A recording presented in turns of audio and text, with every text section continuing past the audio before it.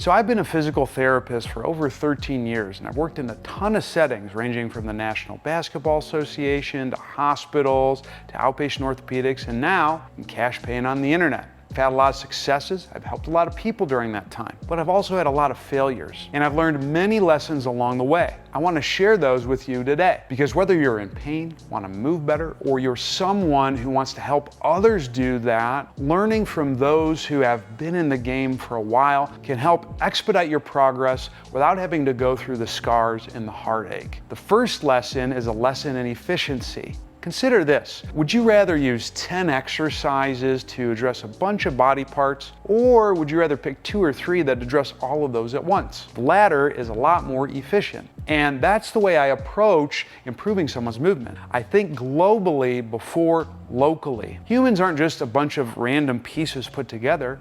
We're one cohesive system that produces outputs like movement or emotion or just living. And the movement system is no different. The movement system acts in various patterns. You can't have one thing happen in one body area without it affecting others. And so when I design exercises for people or I program, I pick things that address that movement strategy as opposed to getting this area to move a little bit and that area to move more. And I found that that has gotten results much faster than the old approach of addressing individual areas. That doesn't mean that you don't have a problem in a specific area that needs to be addressed and treated. That's absolutely true, especially in acute injury. But if you want to get results faster, you have to address it all. And the only way you can know truly where to start is by using an individualized approach. Although a lot of us present with similar movement restrictions, to truly get the best outcome, you need something that's built to you, because you and I can move the same, but we have different experiences, we have different ways of learning, and we might have some movements that come easier to us than others based on all of those factors. And not only that, most people aren't built exactly the same. You can't expect a ballerina and a power lifter to have the same movement needs. They'll have different limitations, strengths, trade-offs, and movement constraints. But you can't know that unless you assess and individualize the approach for those people. If you want the best results, you need to assess, figure out where your constraints are, and design an individualized program to address those constraints. And that will work way better than any protocol that you'll find on the internet. And that's assuming you do the next step, which is recognizing that movement is a skill. If you don't practice the skill consistently for a long period of time, you're not going to see the results, even if it's the best exercise program. I get this asked a ton when people do exercises with me. Hey Zach, cool, that led to some improvements. How long is it going to stick? The problem with that question is exercises are not a pill that you take, but a skill that you make. Consider the following analogy. Suppose I'm going to take up piano lessons and I want to play the piano. I go to my first lesson and I practice chopsticks, because of course you gotta start with chopsticks, right? I wouldn't immediately go to my piano instructor afterwards and say, cool, this song's pretty good. How long is it gonna stick? Well, that's a really bizarre question to ask, because I have to practice chopsticks. And then I have to do more challenging songs in order to improve my ability to play piano. Treat the process of improving movement exactly the same way. If you want to fix your duck feet or your rib flare or pooch belly or anything that you've come across on this channel, you have to practice the skill of doing the exact opposite strategy. And ideally, you want to be able to do that at progressively higher intensities. The same is true with pain. Moving without pain is a skill that must be practiced and performed over time. And one big key with this is making sure that you do it at higher intensities. I find that a lot of people make the mistake of doing a lot of mobility drills on the ground, and they do them for months upon end, hoping that they'll get good results. But that's going to change as soon as you have to stand up and deal with gravity or any other external force or stressor. If you can't produce the movement you're looking at higher intensities, you're eventually going to plateau in your results. If you could treat improving your movement as a practice, as a process, you're going to get long-lasting improvements. But the problem is a lot of times those quick fixes come with major trade-offs. which is why you need to exhaust all conservative measures. Most people think that once you get surgery, you're good. Or if you take this pill, the problem's fixed. Or if you get this specific dental appliance, it's going to fix everything wrong with you. But there are two major flaws with thinking this way. The first is that it doesn't address the causal factors that may have contributed to the problem in the first place. There's actually research showing that sleep disturbances have a causal role in pain. Nutritional issues can also contribute. And if you're socially isolated, you're actually more likely to have inflammatory markers. All of these factors matter when it comes to pain relief, or really just being a healthy human. The second flaw is assuming that there's no complications that come with more aggressive treatments. You don't see botched procedures, negative side effects from medications, that fifth total knee replacement on the same person because of recurrent infection, true story. Or the person who had their spine fused in their 20s after 2 weeks of localized low back pain.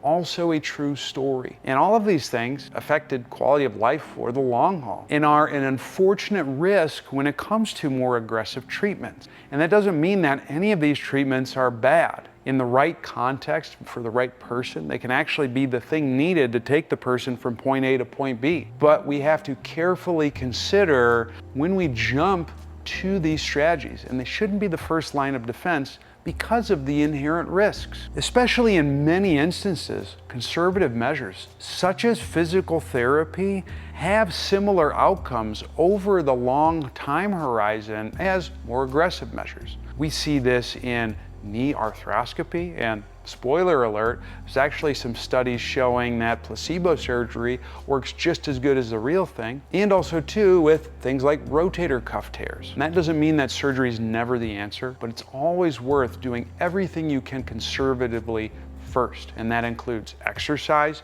nutrition, sleep, making sure you have good community, and making sure you're managing stress. In the worst case scenario, if you still need the surgery, you're going to be healthier going into it, which is going to help improve your outcome on the back end, which is what leads to the fifth thing. And that's, you can't just do one thing and expect to be good. A lot of people make the mistake that 2 to 3 mobility drills are going to fix all of your issues. But being a healthy human, one who's pain-free and moves well, is so much more than that. If you're only doing mobility exercises and other low-intensity things, it's going to fall apart as soon as you have to do anything that stresses your body. And probably not going to have a girlfriend. Now, on the flip side, you can't just lift weights and expect that to fix everything either, because anything done to the highest degree comes with trade-offs. You lift weights for an extended period of time and you get huge, you lose a lot of movement capabilities. There's always trade-offs when it comes to any decision, whether it's movement,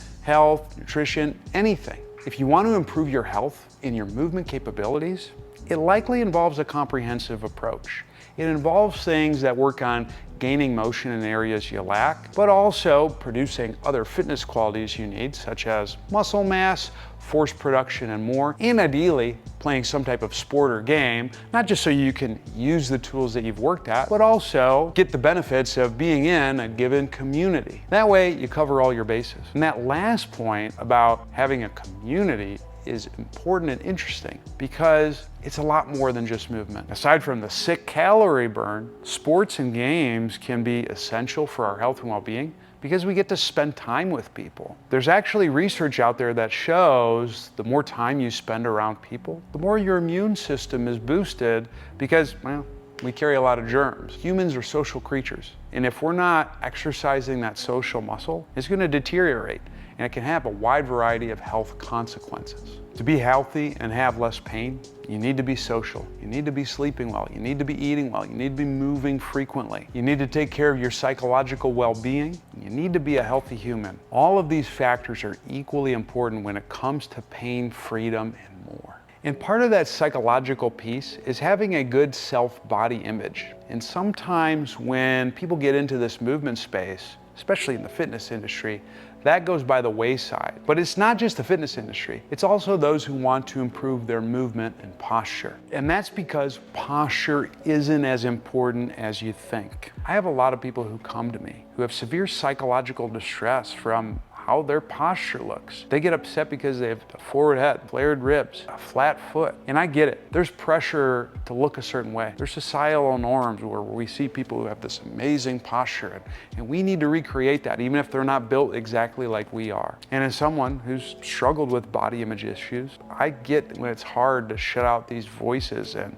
just look at you for who you are. But from a movement context itself, posture isn't that important. And that's because we aren't statues who stay still all the time. We're meant to move. We're meant to get in different shapes and different positions. The problem is when we're stuck in any posture, even if it's the one that everyone says we should be in. What's more important than good posture is the ability to move into many different postures and to produce the movement outcomes that you desire. So then you might be wondering, well, Zach, why in the heck are you making all these posture videos in the first place? It's because I want to meet you where you're at. I know you have a preconceived notion about how you look and how you move. And I at least want to give you some good stuff to help you move better than you did yesterday. And my hope is over the long haul that I can convert you to believing that posture isn't as important as you think.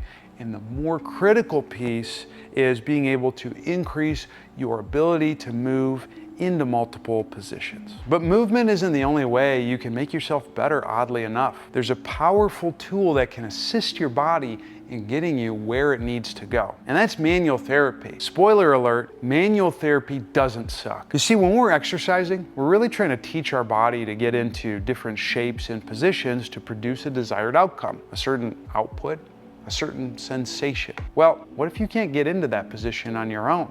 You might need some assistance. Manual therapy is a form of assistance. Manual therapy is an exercise regression. You're taking something outside of you, whether it's someone's hands or a prop, and you're using that to drive a different shape than what you currently can produce. And oftentimes, that can help you move better and access ranges of motion that you might not have been able to get into otherwise. That can help set the stage for you to hit your next movement goal. And most importantly, what it's not is breaking up scar tissue or putting joints back into place, allowing you to get into positions and shapes that you might not have been able to if you didn't have that assistance. And it's almost as crucial as this one belief that I try to instill with everyone I work with, and that is pain and damage are not the same thing.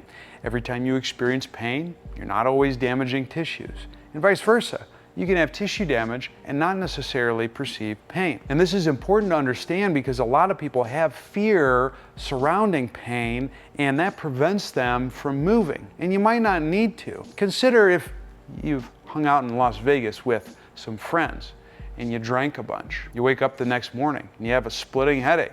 Does that mean you just suffered a head injury? Should you go get a brain scan? Well, no, you got a hangover. Or on the flip side, you ever been walking, minding your own business, and all of a sudden you look, whoa, holy cow, I'm bleeding. How did that get there? Don't even feel pain when that happens. Both of those are instances where we see a mismatch between pain and tissue damage. They don't always occur together. Pain is more of a check engine light than it is a marker of damage. It's necessary, but not sufficient. Now that doesn't mean that you go, cool, let me go ahead and do everything in the gym possible and bust through pain. No, because eventually at a certain point, that check engine light is gonna turn into a problem. You want to respect pain as a warning signal. My rule, treat pain like going into a house. You wanna knock on the door. You don't wanna bust the door down, but you also don't want to play on the lawn. Being able to work up to the threshold where you experience pain and then back out of it can be a useful strategy for improving your pain tolerance over time. And although pain can be complex and has a lot of different influences, movement might not have to be. This next piece has been critical in reshaping the way I think about movement, and that is that all movement is rotational. A great lesson that my mentor Bill Hartman taught me is that all movements have a rotational component. It's either internal or external rotation. And this has simplified my understanding in terms of determining what movement someone needs or doesn't need. And it's allowed me to develop more individualized care over a faster period of time. done. And even though thinking of movement in this way has simplified my process, the last lesson that I want to share with you is it's still not that simple. If there were simple fixes, everyone would be pain-free. You'd give the same 3 exercises and life would be good. But that's just not the way it is in reality. Knowing how to improve your movement can be a complex process. It requires a lot of different testing, trying different activities, and then retesting to see if they work. That's why I made this video right here, because it gives you a step-by-step process that you can use to fix your movement faster than ever before.